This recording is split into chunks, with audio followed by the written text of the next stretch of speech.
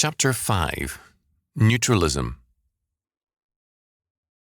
One of the persistent errors of the modern era, clearly apparent in Descartes and enthroned by the Enlightenment, is the concept of neutralism.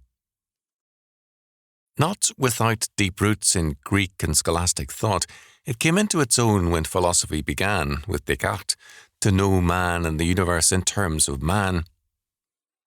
It was assumed that man can identify himself in terms of himself, and that man and man's autonomous mind is the ultimate standard of life.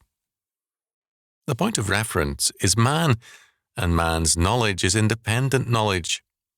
Man's knowledge is tested by man himself, who is thus the final court of appeal. Although this is a highly theoretical matter, it is one of intensely practical import. What are its implications? At the time of the American Revolution, the population of the United States, approximately 3 million, included only 20,000 Roman Catholics, at most, including their slaves, and at most 3,000 Jews. The white Protestant population was predominantly English, Scotch and Scotch-Irish, with some Germans, Swedes, French and Dutch. The main religious division was between Calvinists and Arminians. There were also a limited number of deists. The Quakers were strong in Pennsylvania, but limited elsewhere, and through their opposition to the war, they declined in strength and influence. There was, on the whole, a remarkable homogeneity in the 13 colonies and the young Union, but the divisions of opinion were very real and very serious. The influx of Jacobin opinion and subversion quickly made that apparent. In the United States, in the latter half of the 20th century, Jews and Roman Catholics are fairly strong, and the forces of irreligion are also very extensive. Politicians speak of a Protestant vote, a Jewish vote and a Catholic vote, as well as of Negro, Labour, Southern Pensioner, Farm, White Collar and other voting blocs. In many major cities, as well as some states, a ballot ticket to win requires candidates drawn from particular groups, that is, Catholic, Jewish, Labour, Polish, Italian, or the like. The politicians are fully aware of the facts that there is no neutrality in voting and that no vote is a neutral vote. In spite of this fact, it is regarded as an unforgivable political sin ever to admit this patent and open lack of neutrality.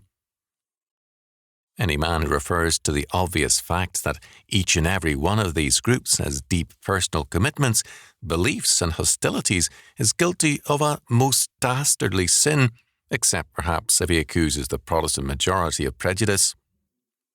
All are, without exception, quote, good Americans, end quote. All are interested, without exception, in the common welfare. As a result, we have the major hypocrisy of American life, the assumption for all public purposes that all Americans share a common dedication to the general welfare, irrespective of race, colour or creed, together with the practice of political plunder by every group capable of committing it.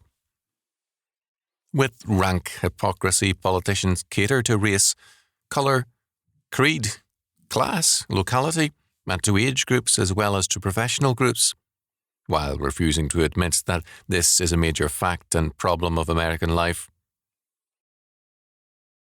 We have, therefore, an ugly truth tearing at the very entrails of the Union, going hand in hand with the hypocritical insistence that this situation doesn't exist. So deeply is the myth of neutralism embedded that to deal realistically and honestly with it is tantamount to political suicide. Politicians must assume every last plundering faction of its sanctimonious neutralism while also insisting on their own.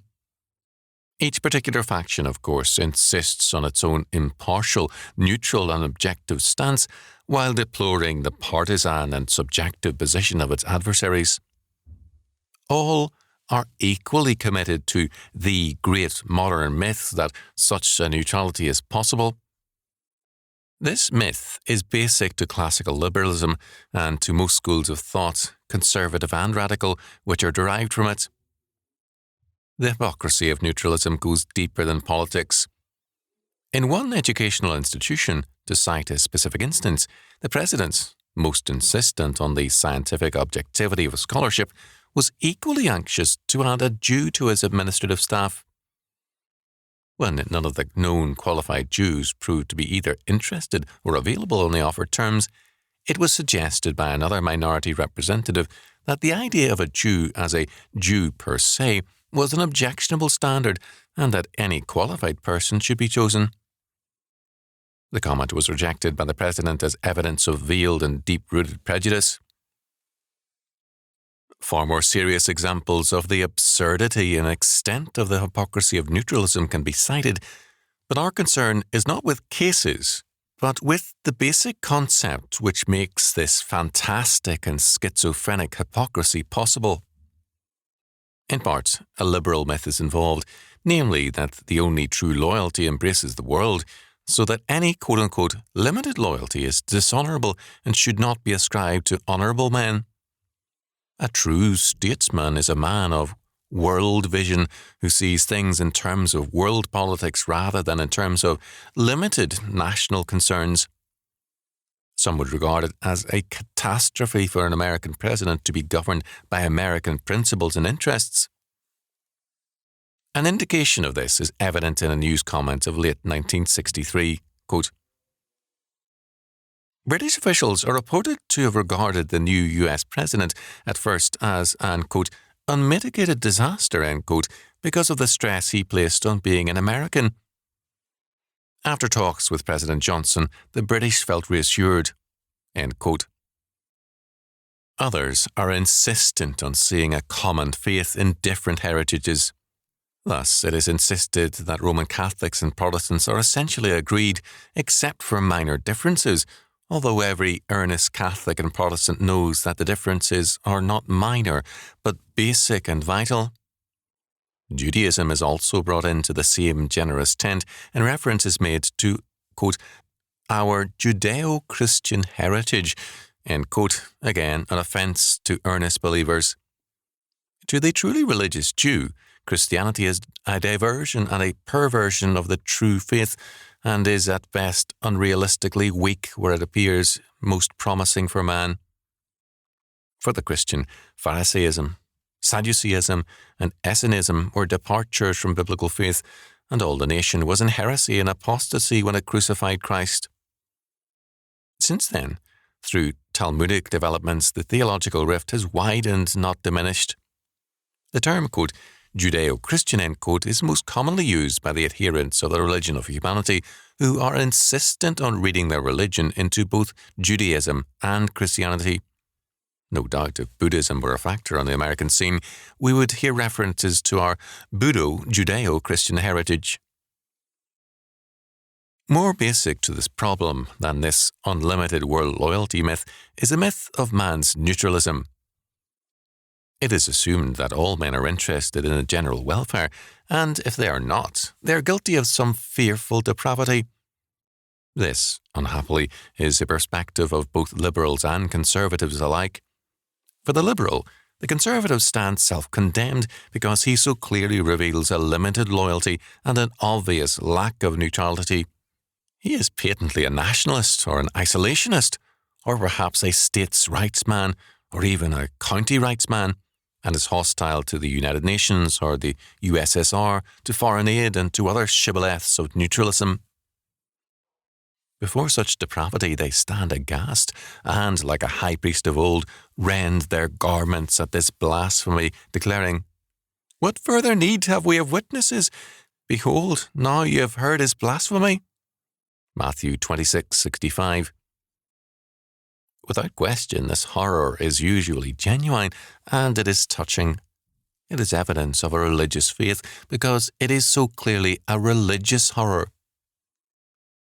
And the conservatives, who are so often the objects of this holy dismay, themselves reveal it as they deal with others. A specific instance can be cited. Much use, with appropriate horror, has been made of an American Jewish Committee publication, committee reporter because of an article entitled, quote, Christmas in July, end quote, calling for a campaign against Christmas religious observances in statist schools. The information was reported in a Catholic weekly, the Brooklyn Tablet, 21st of January 1956, and was widely reprinted or cited. To this news, the Conservatives have reacted with horror, with rending of garments, and with shock at this great blasphemy. The question needs to be faced bluntly. How else should a loyal Jew behave? Should he promote that which is hostile to his faith? Subversion, yes, but what are Christian missionaries doing in Israel or in Japan but trying to subvert the existing religious order? And was it not a part of official US policy to, quote-unquote, disestablish and discredit Shintoism in conquered Japan? And did not General Douglas MacArthur issue a call from occupied Japan for Christian missionaries? Jews in Israel are as horrified at Christian activities and hopes in their country as Christians in America are at Jewish efforts.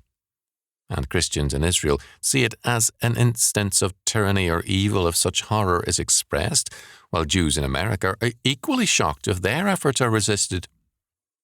All are so ridiculously convinced of their impartiality, nobility, and neutrality that to ascribe a limited and partisan perspective to them is to charge them with a fearful moral shame. But men are never more foolish nor more dangerous than when they delude themselves into believing that they act for the general welfare.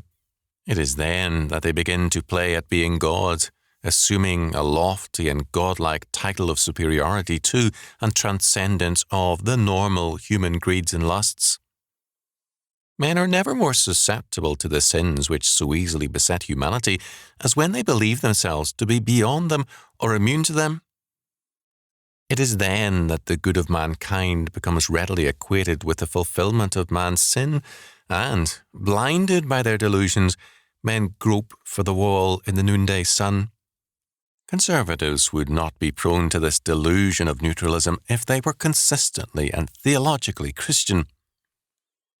One of the privileges of being a Christian is that a Christian can accept the fact that he is a creature, and moreover a sinful creature, and that he stands before God, not in his righteousness, but in the righteousness of Jesus Christ.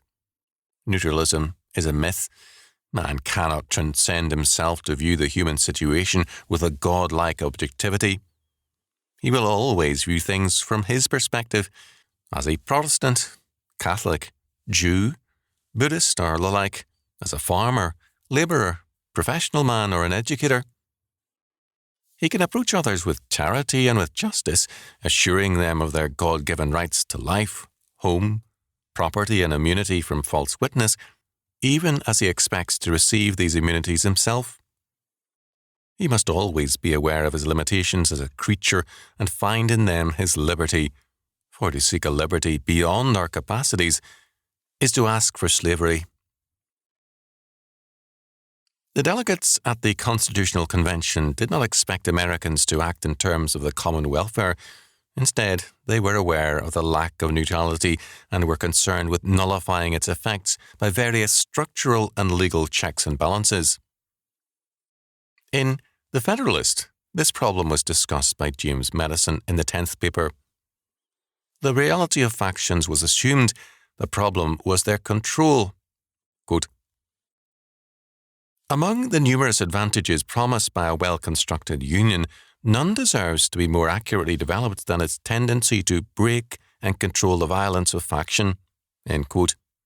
Madison then defined a faction and, to his credit, made it clear that a faction, among other things, could be, quote, a majority or minority of the whole, end quote. No group can claim to transcend factionalism, therefore, simply because it commands an overwhelming following.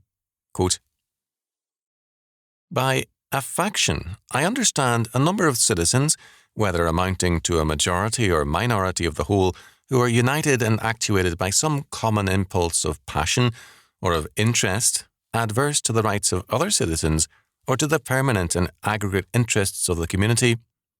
End quote. There are, quote, two methods of curing the mischiefs of faction, the one by removing its causes, the other by controlling its effects." End quote.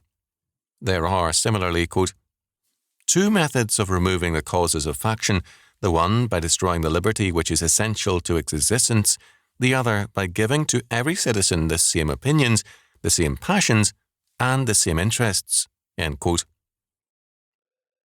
For Madison, the first remedy is, quote, worse than the disease, end quote, because it posits the destruction of liberty, which, while nourishing faction, also nourishes the basic health of political life. Quote, "The second expedient is as impracticable as the first would be unwise." End quote. Madison then made a very significant comment. Quote, "As long as the reason of man continues fallible, and he is at liberty to exercise it, different opinions will be formed. As long as the connection subsists between his reason and his self-love, his opinions and his passions will have a reciprocal influence on each other, and the former will be objects to which the latter will attach themselves. The diversity in the faculties of men, from which the rights of property originate, is not less an insuperable obstacle to a uniformity of interests. The protection of these faculties is the first object of government. From the protection of different and unequal faculties of acquiring property, the possession of different degrees and kinds of property immediately results. And from the influence of these on the sentiments and views of the respective proprietors, ensues a division of the society into different interests and parties. The latent causes of faction are thus sown in the nature of man, and we see them everywhere brought into different degrees of activity according to the different circumstances of civil society." End quote. First of all, Madison denied the doctrine of neutralism. He denied the Enlightenment faith in the objectivity of reason, which, in Christian terms, he saw as inalienably tied to self-love. Reasoning is thus not objective reasoning, it is personal reasoning and will be thus governed by, quote, "the nature of man," end quote, rather than an abstract concept of rationality. Second, while avoiding all invidious comparisons between men, Madison pointed out that men have differing abilities.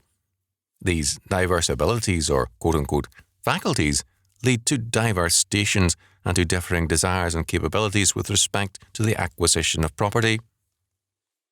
Some would be great landowners and farmers, others would have an urban concept of property, others a monetary one. Some would also be drifters. Some would be wealthy, others would be of the middle class, and some would be labourers.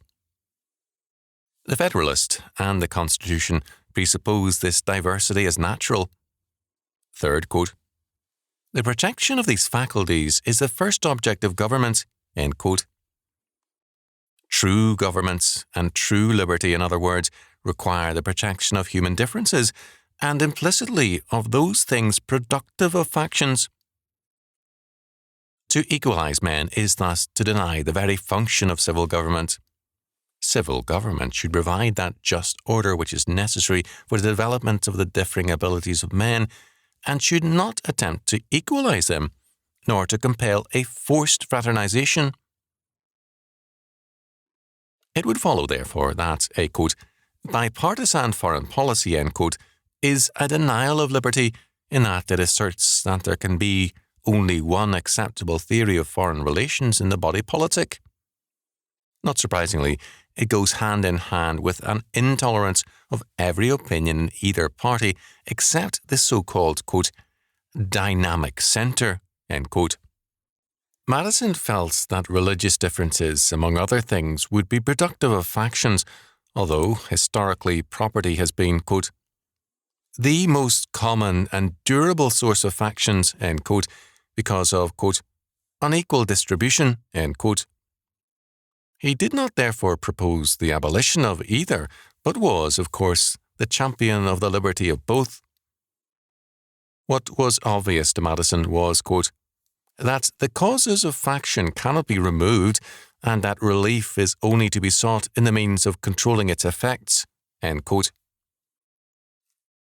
Democracies, by seeking to remove the causes, only aggravated the conflict and destroyed liberty. Quote, "From this view of the subject, it may be concluded that a pure democracy, by which I mean a society consisting of a small number of citizens who assemble and administer the government in person, can admit of no cure for the mischief of faction. A common passion or interest will, in almost every case, be felt by a majority of the whole.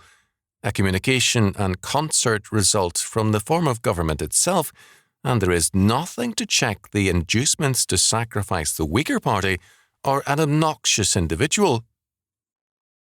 Hence it is that such democracies have ever been spectacles of turbulence and contention, have ever been found incompatible with personal security or the rights of property, and have in general been as short in their lives as they have been violent in their deaths.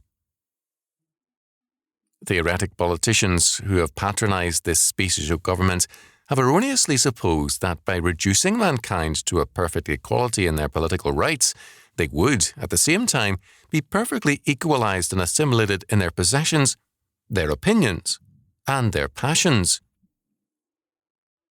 End quote.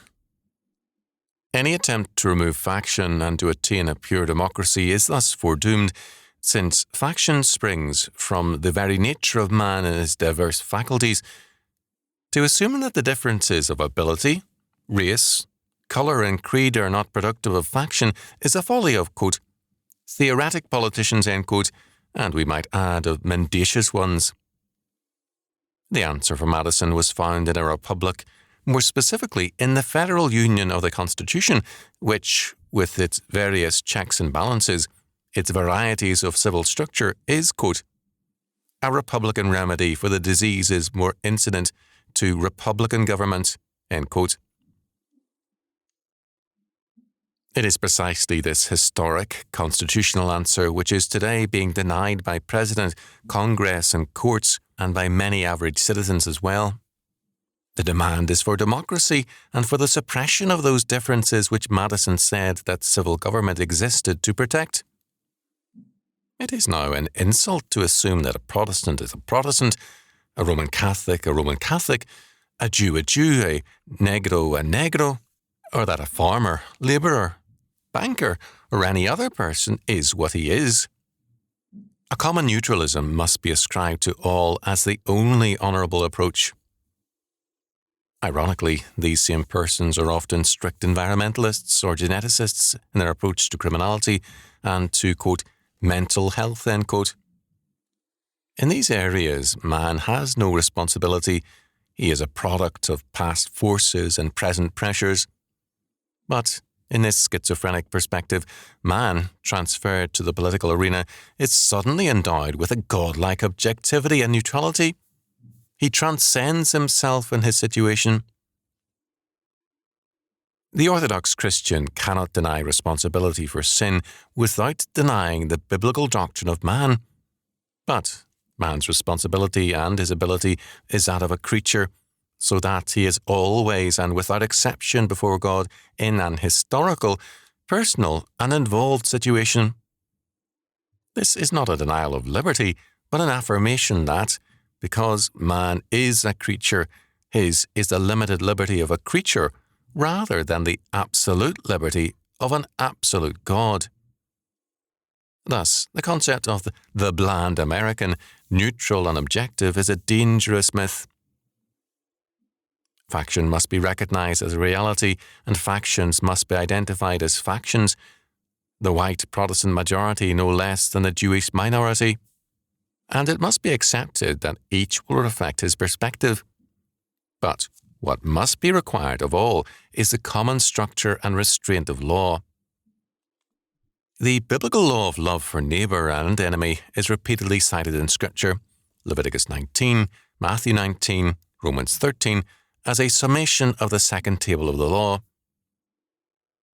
As Frederick Niemeyer has shown in Progressive Calvinism and First Principles, the second table of the law is the basic charter of man's God-given liberties and rights to life, thou shalt not kill, to the sanctity of his home, thou shalt not commit adultery, for his property, thou shalt not steal, for the integrity of his reputation, thou shalt not bear false witness, and for their protection from intent as well as deed. Thou shalt not covet. The factional American must therefore live under God and under law because he is not capable of a godlike neutrality. The concept of the bland American is thus an anti-Christian ideal and a denial of not only the reality which the Constitution recognized, but also of that order which God created. The bland scholar and the bland university are similar myths, as is the apparent United Nations ideal of the bland man. No person or institution possesses the ability to be neutral and objective, to transcend itself and its historical context. This is no less true of science. Some would claim for the instruments of science, if not for scientists, this capacity for neutrality. But do scientific instruments make for objectivity? They are the refinement of a perspective, namely that the truth or utility of a thing rests in measurement, a highly debatable proposition. Scientific instruments are helpful towards accuracy for a perspective, but they do not thereby give it truth, objectivity, or neutrality. As Van Til has said, quote, "In the last analysis, we shall have to choose between two theories of knowledge. According to the one theory, God is the final court of appeal. According to the other theory, man is the final court of appeal." End quote. If man is the final court of appeal, then there is no appeal beyond man, and the tyranny of man towards man quickly prevails. The faction in power can assume that it is the true dictatorship of the proletariat, or the voice of the people, or the voice of humanity, and deny liberty to all other factions. Even more, but the ruling faction can pronounce judgment on other factions and condemn them in any way it so wills. It is an inescapable fact that, if final and absolute judgment be denied to God, it will be exercised by men to the death of all liberty and social order. Damnation is not escaped by being withdrawn from God. It is simply transferred to man and made the instrument of total tyranny. This is the implication of ascribing neutrality to man. It is an ascription of transcendence and of divinity, and its consequences are tyranny and hell on earth. A civil order which rests on the assumption that factions are real and that they are, quote, "sown in the nature of man," end quote, by, quote, "the diversity in the faculties of men," end quote, which it, quote, "is the first object of government," end quote, "to protect, is a civil order which assumes as a first premise the sovereign and transcendental nature of God as the only objective source of judgment, the only ultimate ground of fraternity, and the only objective mind which exists. It will therefore be a civil order which will ascribe to itself only limited functions, claiming added powers only when in pride and self-exaltation it seeks to be as God. And this it can do only if its citizens are themselves deluded into believing that they and their institutions can transcend faction and become neutral and objective powers. The alternative to "in God we trust" is "in man we trust," or "in reason, science, the experimental method, an elite, or some like entity." In any and every case, it is a religious affirmation. The presuppositions of all of man's thinking are inescapably religious, and they are never neutral.